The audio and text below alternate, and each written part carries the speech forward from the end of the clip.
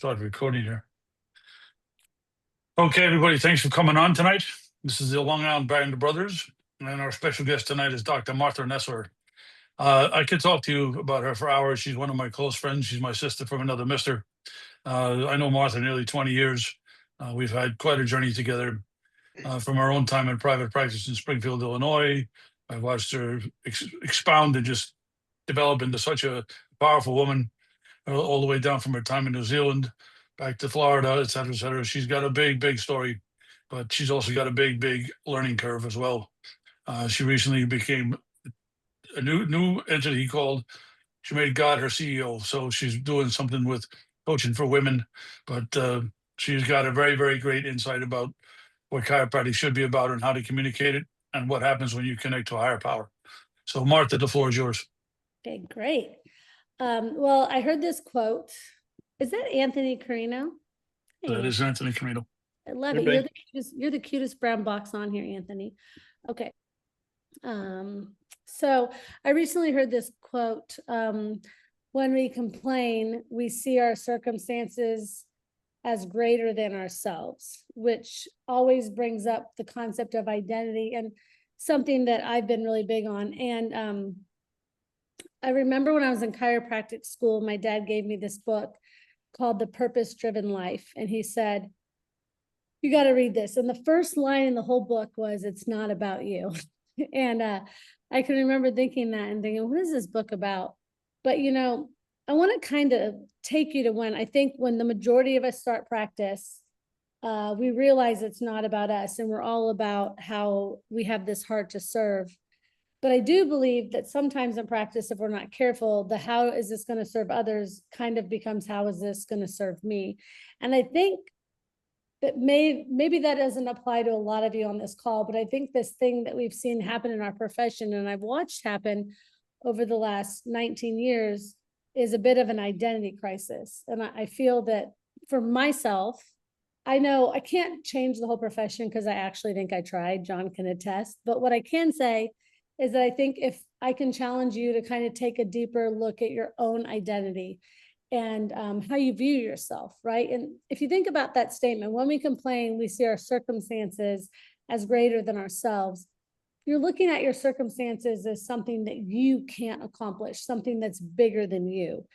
And that's an identity crisis, right? So the cool thing is, this is like one of my favorite topics, because for a long time in my life, my identity was shaped around the things that happened to me, like the death of my mom at a young age. And I had a really interesting stepmom.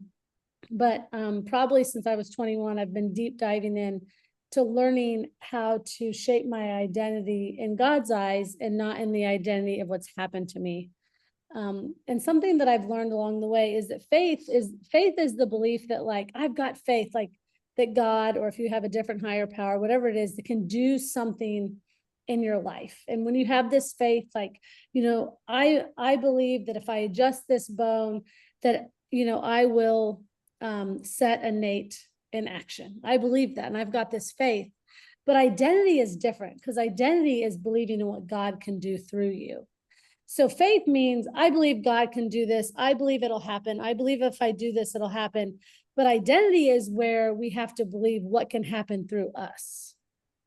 So I believe that we're all created with a purpose, and I believe that we all have something that's bigger than us. And along the way, I think that that our identity is shaped through the experiences we have. And if we really allow ourselves to lean into the experiences, our identity is going to be strengthened. And if we allow ourselves to learn from the experiences, our identity is going to be strengthened. And I think that everything that happens along the way is for us, and it's meant to shape our identity. Okay. So a couple of questions I really want to just throw out there for you guys today. And I want you just to begin to think about yourself, because I know it's true, because it's happened to me over the last 19 years. Things happen. You know, for me, I'm always pretty transparent.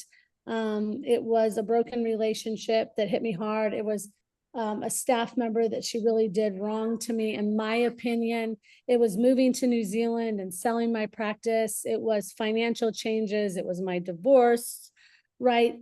Those things, they are Mhm. things that we go through, right? They're things that can shape us. They're things that happen, but I think that sometimes we don't really get why they're happening, and we don't get that they're happening for us. So like, I like to call these heart check questions, but I just wanted to kind of throw them out there because what I believe is that it's easy to get in the flow of everyday life. It's easy for us as chiropractors. I think it's funny that when I practiced the first time from 2006 to 2013, I didn't miss a day of work. And I bizarrely was super proud to go in on the day that my grandma passed away. And I wore it as this really weird badge of honor. I wouldn't do that today, but I did, right? And it was like I was shaping my identity, and I was looking at what I'd been through and looking at who I was, and I was trying to form it rather than allowing God to use my experiences to form me. So some of the questions I love to ask like my own clients are, do you know, like taking a look at yourself, are you like stuck in any of the, past disappointment or partial successes? Maybe you look at like your practice isn't the way you want it to be, or you used to practice and it was much different, or you were much more successful. I mean, I know that was a big one for me when I opened my other practice in the States. I did share a practice with my boyfriend in New Zealand, but in the States, it was never going to be what my practice in the States was, because it was completely different, right? And I was a mom, but I kind of was looking at my practice through this lens of what it used to be. And then maybe have you abandoned parts of your dream because of like something that happened, a pain or a trauma or an experience? Have you lost so much? Maybe some of you on this call have lost so much you wonder like, is there anything even good left for me? And maybe you wish you were in a different season. And I love to do this. And like when I was really praying about what to talk about, I really felt like these were some amazing questions to ask, because I believe that we're entering a whole new realm. I think it's a realm of leadership that needs to happen within healthcare, but also within our profession. And then I believe that just the times are changing, and it's time for us to really level up, right? And if we're going to step into a new identity or a new season, we have to step in with a whole new identity, right? But the first thing in like acquiring this new identity for the new season is actually looking at yourself retrospectively, right? So I've decided myself, there's two non-negotiables. If you want to enter a new season and you really want to step into a new identity, you've got to see and hear God with greater clarity. And knowing a lot of chiropractors over the years, I can tell you that chiropractors talk a lot about like above, down, inside out. But it's like a lot of chiropractors don't actually spend time above, letting it come down and inside out, right? We focus a lot on our power. We focus a lot on our strength. And it's like, hey, look at me and look what I can do. But it really has to be, God, like, why don't you show me what I can do?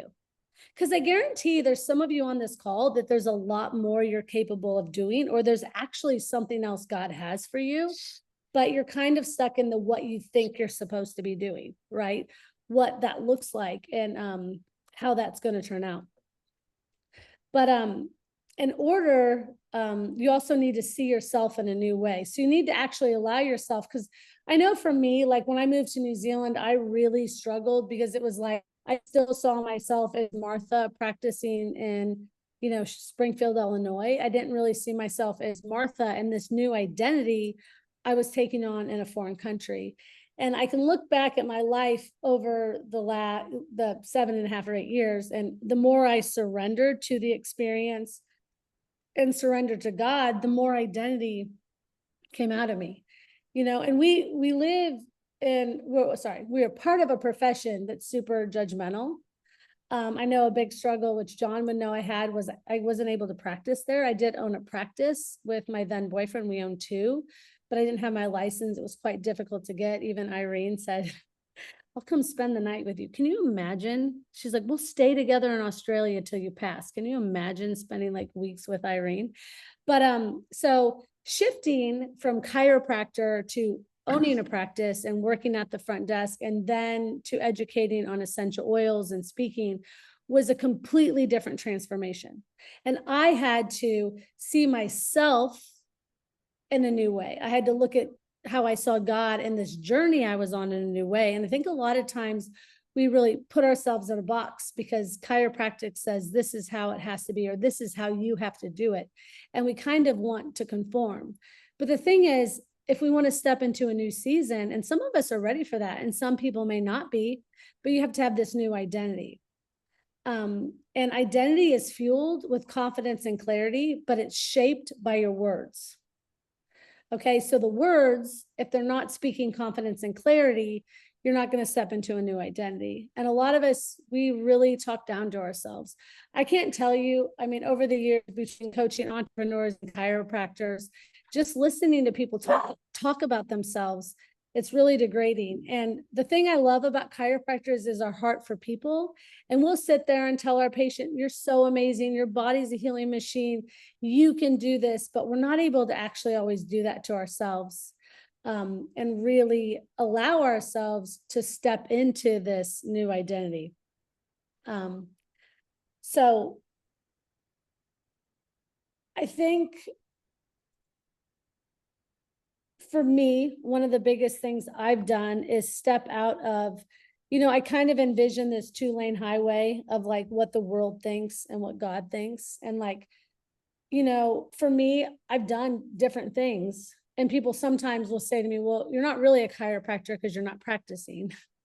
And it's like, well, I don't even know what that means. Right. So for me, I've actually done probably more when I wasn't practicing for the profession than when I was practicing, because it's quite interesting. I had a practice in Florida, which I did for 2 years, and then I moved to Columbia, Tennessee. So I'm not practicing. So right now, like when I talk to people, like I was talking to 2 famous musicians about chiropractic, and they're like, so you have nothing in this for you. And it's like, no, I just really believe in this, right? But I think we as chiropractors, we don't realize that sometimes we're going to be in a season where we may not be putting our hands on hundreds of people. And sometimes we're going to be in a season where we are, right? Or maybe you're not going to be in a season where you're able to show up at practice all the time. Or maybe you're not even going to be in a season of practicing. But you're not really, when you get a call on your life, a thing I want to really stress on this call tonight, and I'm just allowing God to speak through me, is that you're not anointed to prove who you are, but you're anointed to prove how God wants to use you. And I think that sometimes we get so attached to what we have to do, or because we did this, that we have to do that. I think there's a lot of times that if we were really flexible with ourselves and we allowed God to be more of the artist and we were the clay, you might be surprised what he could do with your life. And I know for me, like once I finally said, you know what, I have faith in God, but I'm actually going to let God have my identity. And I'm actually going to agree with what God can do through me. I love it when you look at the example in the Bible of King David who killed Goliath. I don't know if you guys all know that story, but King David was a shepherd boy who decided that he could take a stone and throw it at Goliath and kill him. And none of the top soldiers wanted to kill Goliath. They didn't think they could do it. And he was like a giant guy. But he had the faith that he could do it. And he owned his identity, knowing that he would one day be king and that God had told him that. So he walked out there and was willing as a shepherd to do what no one would do. But he believed that because God was going to use him, he would do it. And I think for a lot of us, I think probably a lot of you have things that you haven't done because you're just not sure if you actually do it. You're not sure that you actually have the confidence and the clarity it takes. But that kind of goes back to that complaining statement. When you complain, right, you're like, oh, I could never do that. Or you complain, that's because you think the circumstances is bigger than you. But the way I see it is like when God calls you and it's his will, he will fit the bill. So he will equip you, right? He doesn't always call people who are equipped. He calls people who he knows are faithful and knows are willing and knows the identity that it takes. I once heard someone say that God's hardest job is getting us to agree with him, because he doesn't make mistakes. And when he gives us this idea in our head and like we get this innate thought flash and it comes to us, that came to us because he knows we can. It came to us because he knows we have the ability to do it. But we question ourselves, right? And we look at the opinions of others and we look at what other people are thinking. But we often even like go as far as to look at our past and go, oh, well, look at the choices I've made. And the choices I've made are going to stop me from being able to do this. So I wanted to share this with you guys, and I didn't want to take a long time tonight, but for me, so long, I wasn't able to see, like, I think a lot of the things I did in my life in the, like, you know, my early 20s and like even into my, maybe the end of my 20s, 30s. I know, don't look good for 45. I'm just kidding. You guys are a tough crowd, but that's okay. No, but thanks, John. I kind of began to like shape my identity the way I thought it needed to be, you know, like the way I thought I needed to dress or who I thought I had to be to show up. Like I can even remember when I first started coaching with people in chiropractic, they told me what I had to wear. You know, they told me like, you can't wear stuff like that. You can't wear patterns because you're too intense. Right. So I began to let the influence of others begin to shape my identity and to shape like how I showed up. Right. And then I kind of got to this point in my life where I'm like, the truth is I had like a very professional office because that's what my coaches told me to do. And then one day, my whole office was like a light gray color and my floors were this really ugly maroon and like dark purple checker. Like who does that? And maroon leather chairs, because they were like, you have to have this very serious office because you're a doctor. And actually decided that I was probably like opened in 2006. It was probably like, maybe it was 2010. So 4 years in, I went on a mission trip and I paid a guy to paint every wall a different shade of blue. And I ordered these blue chairs.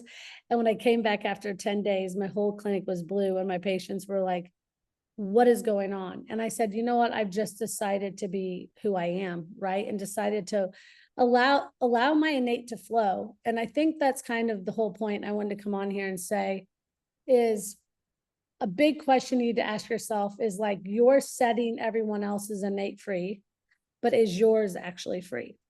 And I know I'm talking to a lot of chiropractors who's practiced for a long time, but it's really easy to kind of get in a groove. And it's really easy to kind of just do what's comfortable. And it's really easy to kind of just put yourself on autopilot, but that's not really real. Like we're constantly going through new seasons, right? Just like animals shed their fur, just like chameleons change colors. Like we're not a consistent thing. Like we're constantly changing. And I think a really good thing to check in with yourself is, am I enjoying my life? Like, is this who I want to be in the next season of my life? Or am I really going to practice what I preach, which is teaching people about, honey, I'll be done in a second, teaching people about their innate ability and actually honoring your own innate. And, you know, from the outside, I don't know every chiropractor, but I think a lot of chiropractors like kind of proving their identity has become a thing. And I think that makes it an even more important reason to kind of check in with yourself and be like, hey, am I actually showing up as who I am and like who God's calling me to be right now? Because you're actually doing a disservice to yourself and your patients if you're not. And so that's just really what I felt compelled to share. Like, I don't want to take a ton of your time tonight, but I really thank you for getting on. And like, you know, for me, just this constant asking myself, like, who am I in this season and what do I need to probably surrender and what do I need to pick up and what can I learn from what's happened so that I don't end up back here again? Hope that was good, John. That's all I've got right now. Absolutely. You know, I'm going to ask everybody to unmute. I'm just going to share some with Martha. I was going to tell you this privately, but I'll bring it up now. Conversation I had with my sons yesterday. Your circumstances don't define who you are.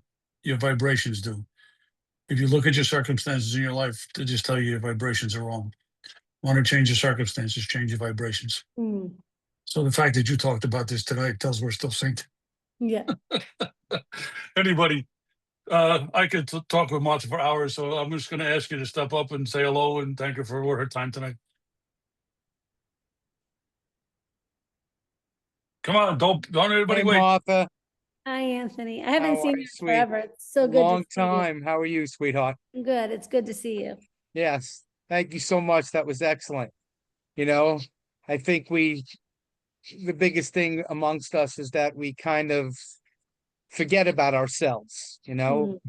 Does our innate really do the things that we want our patients to do? And do we want to put them in a different perspective than we're willing to go ourselves? Yeah. And to just be open and honest to yourself, you need that reminder. I appreciate you reminding us. Yeah. It's always needed. Good to see you. Been a You long too. time. Long time. Yeah, it has been too long. Yeah. Yeah. Mark, Brian, Joanne, Jeff, Rick. Well, thank you for dropping your knowledge and enlightenment this evening. Thanks, Joanne. Martha, thank you very much for showing up here. I met you at New Beginnings many years ago, so it's nice to see Remember. you one more time. Yeah. But yeah, as chiropractors, we are lovers and servers, and we put our patients first, and we sometimes forget about our own selves and our own needs. And you reminded me that I've got to start looking at that a little more closely and try to figure out what season I'm in and what I need to learn from this season and move forward to the next season. So yeah, thanks a lot. You'll have to let me know. Okay. Yeah, thanks, Martha. You know, we're all on a journey. We never arrive. And every day is a step in whatever the journey provides next. And we all have tools in our toolbox, but we sometimes forget about them and we forget to use them. And I think you reminded all of us of a few things and perspectives that we all know, but we overlook and we get caught up in the day to day and things just happen. And right now, my biggest struggle is this male-driven, egocentric profession we have with all the leaders butting heads day by day. Facebook's a mess. The political part of our profession's a mess. There's going to be some big ICA stuff in the next 24 to 48 hours that is just, it's incomprehensible. Like, oh my God, back when I graduated, it was just, you set up shop, you see people, you're going to heal the world and everything's rosy, and you still can't avoid that, but you have to limit how much you bring in and let it take over your thoughts. Because just so you understand his perspective, Jeff is in the season. He's one of the leaders of the Pennsylvania Chiropractic Fellowship Society.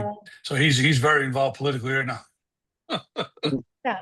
I mean, coming back and opening a practice, and I opened my practice in 2022.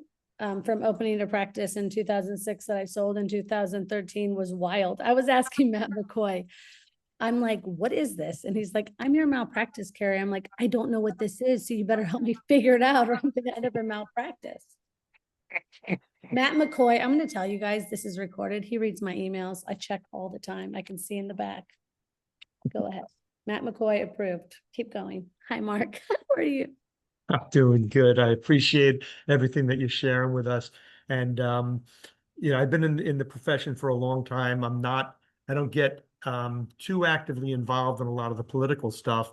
And there is so much going on, like Jeff was just talking about, that sometimes you just need to look within. So you could kind of shut that out and take care of number one, who's yourself. Otherwise, how are you going to take care of everybody else?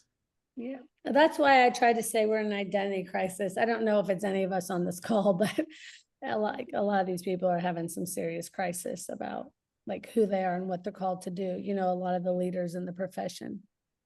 I'd also like to tell you, you look like you're in a fish tank. It's cute. Yeah, it's cute. Like a little fish. Swimming by. Yeah, I was just like, it looks like you're in a fish tank. The whole time I was like, look at him, like Finding Nemo. I love it, Mark. Like Bug's Life. Yeah, he's just, isn't it funny? He's like in the grass. I love it. Honey, I Shrunk the Kids too. All right, guys, listen, thank you for coming on tonight. Enjoy the rest of the summer. Martha, so good to see you. We'll definitely be in touch. We'll talk again. Everybody have a great night. Brian, good to see you guys. Thank you. Thank you, Johnny, guys. thank you as always, Johnny. Thank you, John. Later.